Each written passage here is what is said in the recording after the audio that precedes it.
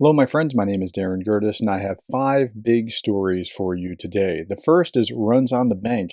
I've seen a number of these where the bank was closed or it was shut down for a period of time. People couldn't access their money. Here, depositors began to come to the office of the Atovgrad Bank, whose license was revoked by the central bank today.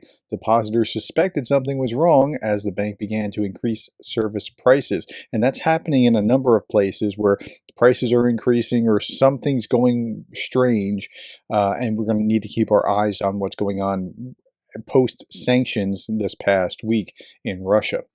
Big story number 2, Putin may be attempting to groom possible successors to his regime from the pool of his children, relatives, and children of other senior officials. Now, I saw this first this was an Interfax, and then so I traced it to the ISW source.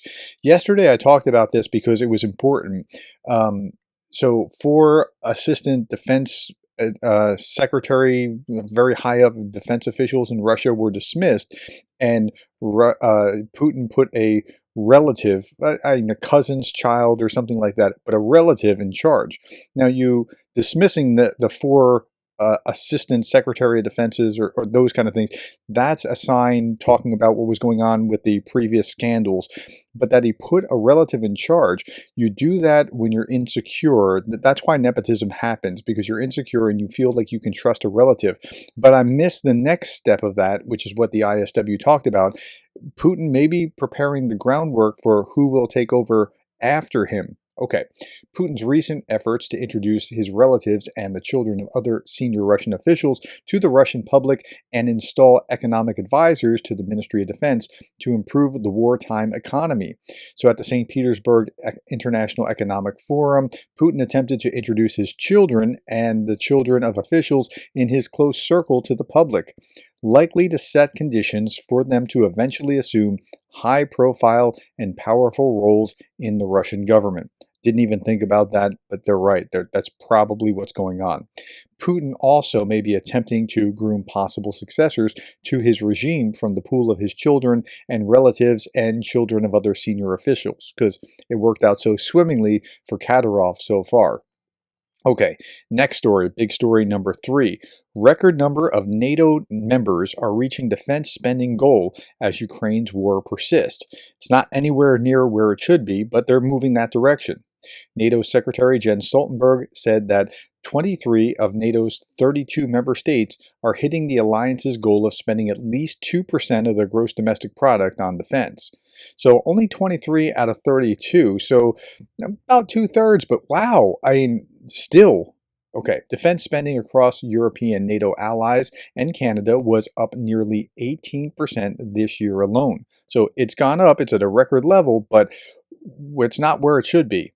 The estimated figure is nearly 4-fold increase from 2021, when only 6 nations were meeting the goal. Only 6 nations were actually contributing at least 2% to the GDP. It's bizarre. Europeans are doing more for their collective security than just a few years ago, Stoltenberg said at a speech at the Wilson Center Research Group. Now, this is why there is a legitimate argument to be made that NATO, you haven't been really pulling your fair share. European countries, you really haven't been, you've been like expecting America to do far more than maybe you should. Okay, after the speech, Stoltenberg met at the White House with President Joe Biden. Together, we've deterred further Russian aggression in Europe, Biden said. That's not really what's happened. What's happened is that Russia has deterred the West, NATO, the United States, from doing more, from crossing these red lines. It's really not legitimate to say that they've deterred Russia. We've strengthened NATO's eastern flank, making it clear that they'll defend every inch of NATO territory. Well, kind of. Flyovers or a missile going into Romania or something, that wasn't defending every inch of NATO territory. But okay, keep up the rhetoric, but you have to actually back it. Poland at more than 4% and tiny Estonia both lead the United States this year in the percentage of their GDP that they spend on defense, and both countries border Russia, which is why they're the ones doing it. Okay, next story. Here's Jen Stoltenberg talking about how China is now the main supporter of the Russian war effort, war aggression against Ukraine, and at the same time, they are trying to have a normal relationship with European allies. This cannot work in the long run, according to Jens Stoltenberg. Okay, Chinese weren't very happy about that. Here's them kind of arguing back. China on Tuesday urged NATO to, quote, stop shifting blame, unquote, over the Ukraine war after the Western military alliance's chief accused Beijing of worsening the conflict through support of Russia. If it's true, it's true. NATO Secretary General Jens Stoltenberg on Monday called for China to face consequences for what U.S. officials have called a major export push to rebuild Russia's defense industry. So it's not direct weapons, but it is multi-use or dual-use kind of electronics that are getting through and still supporting the war effort. China presents itself as a neutral party in the Ukraine war and says it is not sending lethal assistance to either side, unlike the United States and other Western nations.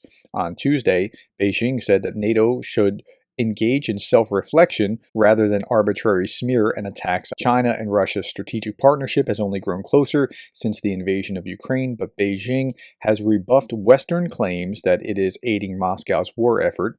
It is, but they want to keep that on the down low. It has, however, offered a critical lifeline to Russia's isolated economy, with trade booming since the conflict began. So that's what's going on in China. But what's going on in North Korea? Russia and North Korea, what can they do for each other? So Putin traveled to North Korea for only the second time in 25 years. China accounts for more than 90% of North Korea's trade and has been its most dependable aid donor and diplomatic ally. But as Vladimir Putin's imminent visit to Pyongyang proves, the secluded state's behavior is being increasingly influenced by its security and economic ties with Russia. So the first question is, how does Russia help North Korea? Well, Kim terribly mismanages North Korea, and to the point that there's been waves of starvation over time. And that's not just true of him, that's true of his dad as well, but it's been very true of him. Kim is believed to have secured supplies of food as well as energy from Russia to address shortages, and is expected to do the same when he meets Putin this week. What can North Korea offer Russia? North Korea is one of the most impoverished societies on Earth, but it is one commodity that has facilitated the burgeoning friendship between Putin and Kim Jong-un: military hardware. So think about it like this: the Soviet Union. The reason that Russia is able to sustain the war as it has is because the Soviet Union spent 70 years stockpiling weapons. And so, not all of them, but at least 50 years worth of stockpiled weapons the Russians have been able to bring to bear, including old tanks. North Korea has been doing kind of the same thing, and, well, they can be bosom buddies together.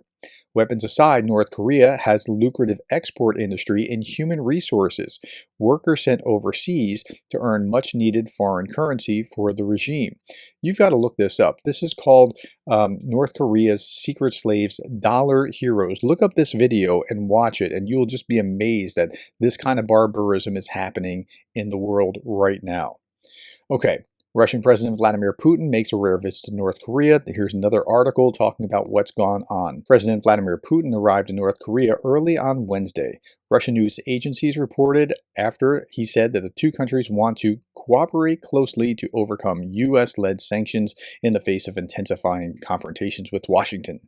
Putin made his first trip to North Korea in 24 years. He said the countries would continue to resolutely oppose what he described as Western ambitions to hinder the establishment of a multipolar world order based on justice, mutual respect for sovereignty, considering each other's interest. Which is, that he could say that or have that statement put out with a straight face is just, it's mind-boggling. Putin's visit comes amid growing concerns about an arms arrangement in which Pyongyang provides Moscow with badly needed munitions. If you look at the RT article about this, there's a new treaty that's being put forward. It will supersede the old treaty. It's being conducted at the highest level. They'll outline their prospects for further cooperations. And Putin said earlier this month that Russia intends to develop relations with North Korea, whether anyone likes it or not. Okay, so that's where they are with this meeting, and what will come out of it is probably that Putin will get weapons and or labor for just basic supplies and maybe some technology that North Korea either needs or in the technology side wants very badly. Maybe even arm them with some missiles that can irritate the United States. Okay, last little thing. I saw this in March of 2022, but it still applies now.